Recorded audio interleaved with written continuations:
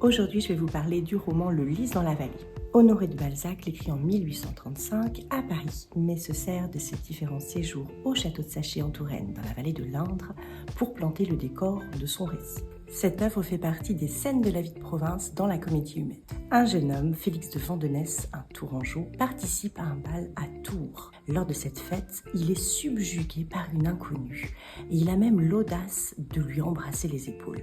Elle le repousse, le jeune homme tombe dans une profonde mélancolie.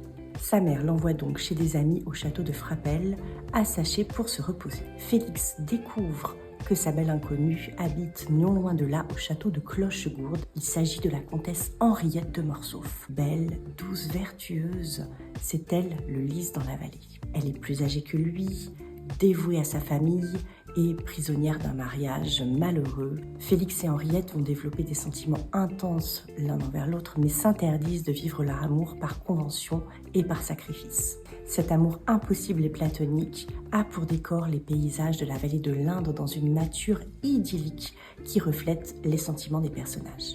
Balzac nous livre dans ce roman des éléments autobiographiques à travers le personnage de Félix, jeune homme sensible et en manque d'affection. Les lieux évoqués étaient bien connus de Balzac qui s'en inspirait lors de ses promenades dans la région.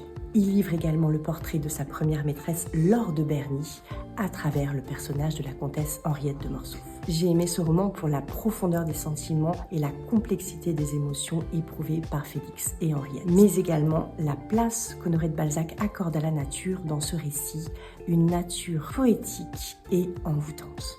En visite au château de Saché, vous pourrez vous immerger dans l'atmosphère du Lys dans la vallée à travers les salles de réception du premier étage du château, mais également à travers les paysages chers à Honoré de Balzac.